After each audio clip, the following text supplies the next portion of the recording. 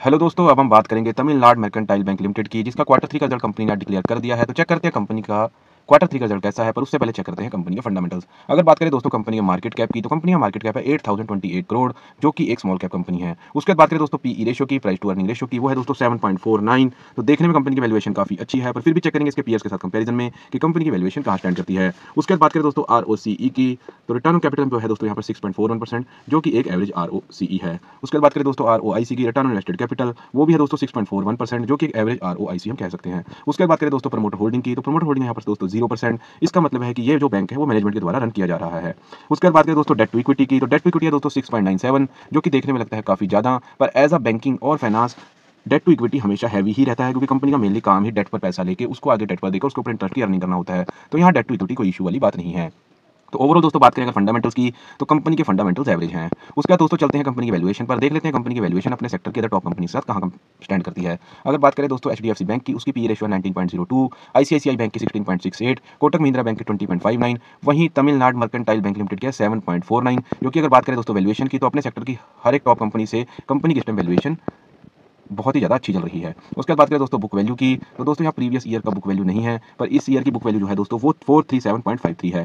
उसके बाद दोस्तों चलते हैं कंपनी के क्वार्टरली रिजल्ट पर, जिसके लिए मेनली हमने वीडियो बनाया है। तो सबसे पहले बात करते हैं दोस्तों क्वार्टर ऑन क्वार्टर की, तो क्वार्टर ऑन क्वार्टर बात करें दोस्तों रेवेन्यू की, तो पिछले क्वार्टर में कंपनी जो रेवेन्यू जनरेट किया था वो क्या दोस्तों 1209 करोड़ का, जो कि इस क्वार्टर के अंदर बढ़कर 1229 करोड़ का हो गया है। तो दोस्तों रेवेन्यू में कंपनी ने क्वार्टर ऑन क्वार्टर यहाँ ग्रोथ दिखा दी है। उसका देख लेते हैं क्या रेवेन्यू के साथ साथ नेट प्रॉफिट में भी ग्रोथ आई है। तो हाँ दोस्तों यहाँ कंपनी के नेट प्रॉफिट में भी ग्रोथ आई है, जो कि 270 करोड़ से बढ़कर 284 करोड़ हो गया है। तो ओवरऑल दोस्तों बात करें क्वार्टर ऑन क्वार्टर रिजल्ट की, तो कंपनी का क्वार्टर ऑन क्वार्टर रिजल्ट काफी ज्यादा अच्छा है। उसके बाद दोस्तों देख लेते हैं कंपनी का year on year quarter result कि पिछले साल के मुकाबले क्या इस साल कंपनी ग्रोथ करती दिखाई देती है या स्टेबल दिखाई देती है, पीछे चल जाती दिखाई जाती है। अगर बात करें दोस्तों रेवेन्यू की, तो पिछले साल इस क्वार्टर में कंपनी का जो रेवेन्यू था दोस्तों वो था 1012 करोड़ का, जो कि इस क्वार्टर में बढ़कर 1229 करोड़ का हो गया है। तो बात करें दोस्तों अगर रेवेन्यू की, तो कंपनी ने क्वार्टर ऑन क्वार्टर भी रेवेन्यू में ग्रोथ दिखाई है, और वहीं ईयर ऑन ईयर भी क्वार्टरली रेवेन्यू में ग्रोथ दिखाई है।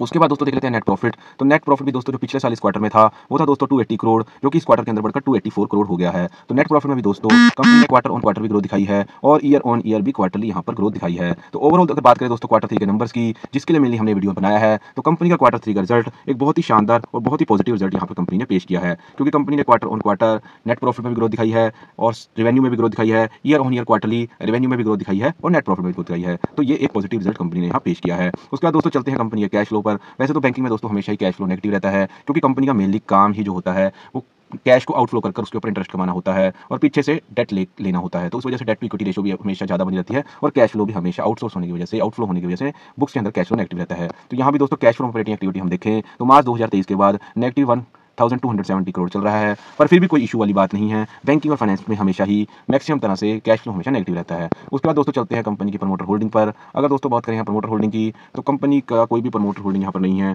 ये जो बैंक है ये टोटली मैनेजमेंट के द्वारा रन किया जा रहा है। उसके बाद बात करें अगर दोस्तों एफआईआई की, तो पिछले क्वार्टर से इस क्वार्टर में एफआईआई ने अपनी 2.06% से इन्वेस्टमेंट बढ़ाकर 3.13% कर दी है, जो कि इन्वेस्टर्स के लिए अच्छी बात है।